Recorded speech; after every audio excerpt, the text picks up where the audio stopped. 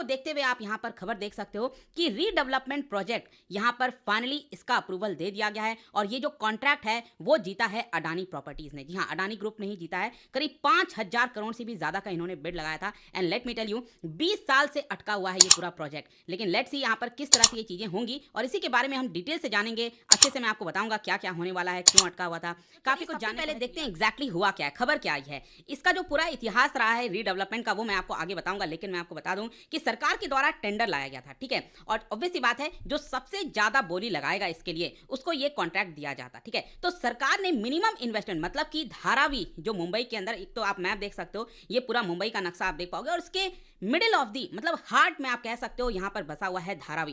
काफी बड़ा एरिया है, स्लम्स है यहाँ पर, चौल जिसको कहा जाता है। तो यहाँ पर क्या है कि सरकार ने कहा कि एटलीस्ट मिनिमम 1600 करोड़ का इन्वेस्टमेंट होना चाहिए। तो इसको लेकर दो प्लेयर्स के बीच में यहाँ पर फाइट चल रही थी। एक था डीएलएफ ग्रुप और दूसरा है अडानी ग्रुप। अडानी ग्रुप ने यहाँ पर जो कोटेशन दिया, जो बोली लगाई वो था 5000 करोड़ से भी ज्यादा का, और डीएलएफ ने लगाया 2025 करोड़ का। और इसीलिए जो पूरा कॉन्ट्रैक्ट है वो अडानी ग्रुप को चला गया है। और मेन मकसद यही है कि जो पूरा स्लम एरिया है धारावी का, उसका नक्शा बदल दिया जाए, उसको रीडेवलप किया जाए ताकि वहां पर बेटर फैसिलिटीज हों। वैसे मैं आपको बता दूं कि इसको लेकर एक और बिडिंग की गई थी 2019 में, तो वहां पर अडानी ग्रुप लूज कर गया था। उसके बारे में मैं आपको आगे बताऊंगा। लेकिन धारावी रीडेवलपमेंट प्रोजेक्ट जो है वो पिछले 20 साल से अटका हुआ है। विश्व का लार्जेस्ट स्लम एरिया है। देखो, लार्जेस्ट स्लम एरिया है, लेकिन आप कह सकते हैं कि रियल इस्टेट का जो प्राइसेस है ना, वो गोल्ड है, एक प्रकार से सोने जैसा है उसका प्राइसेस। मुंबई ऑलरेडी बहुत ज्यादा महंगा है, और मुंबई के अगर आप सेंटर में हो तो आप समझ सकते हो छोटे छोटे लैंड की इतनी ज्यादा कीमत होती है। और इसके लिए भी फाइट चलती रहती है कि वो जमीन किसको मिलेगा, कहां जाएगा।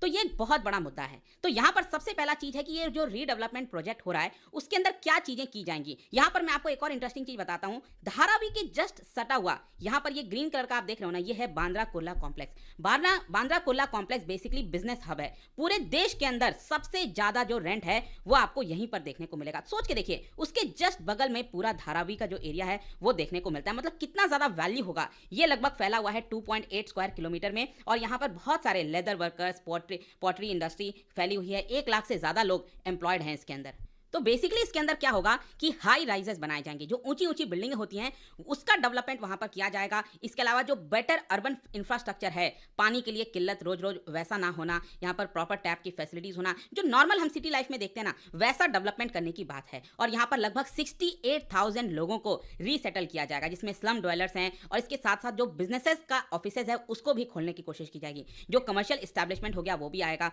और साथ ही साथ मैं आपको बता दूं, 300 स्क्वायर फीट हाउसेज जो हैं वो वहां पर फ्री में दिए जाएंगे उन लोगों को जो कि 1 जनवरी 2001 से वहां पर रह रहे हैं। मतलब कि जिनके पास भी पेपर है, जो अपने आप को प्रूव कर सकते हैं कि 1 जनवरी 2000 के पहले से वो लोग उस पर्टिकुलर जगह पर रह रहे हैं, उनको फ्री में वहां पर हाउसेज दिए जाएंगे। और जो लोग 2000 से लेकर 2011 के बीच में हैं तो उनको कुछ पैसा पे करना होगा। तो इस तरह से यहां पर होगा। लेकिन इसका सिग्निफिकेंस क्या है? देखो, यहां पर सबसे इंपॉर्टेंट है कि जो स्लम ड्वेलर्स हैं उनके लिए एक बहुत बड़ी अपॉर्चुनिटी है। इसके अलावा जो अर्बन प्लानर्स हो गए, ह्यूमन राइट एक्टिविस्ट हैं, स्टेट गवर्नमेंट हैं, वो कहीं ना कहीं जो मुंबई सिटी का एक होता था ना फेस वैल्यू, कि जब भी मुंबई सिटी की बात होती थी तो स्लम उसके डेफिनेटली आता था। तो कहीं ना कहीं उसको ट्रांसफॉर्म करने का एक बहुत इंपॉर्टेंट जो यहाँ पर अपॉर्चुनिटी है वो अब यहाँ पर आ चुका है। इसके अलावा मैं आपको ये भी बता दूं कि ये जो पूरा प्रोजेक्ट है रीडेवलपमेंट का, स्लम को बदलने का, वो बेसिकली यहाँ पर एक ज्वाइंट एंटिटी के माध्यम से किया जाएगा। एक तो अडानी ग्रुप इसमें आ चुका है, तो अडानी ग्रुप के पास 80% हिस्सा रहेगा इसका, ठीक है, और 20% हिस्सा स्टेट गवर्नमेंट के पास रहेगा। और ये जो ज्वाइंट एंटिटी है, इन्हीं की रिस्पॉन्सिबिलिटी होगी कि पूरा कंस्ट्रक्शन करे, फ्री हाउसिंग एलिजिबल कराए उन लोगों के लिए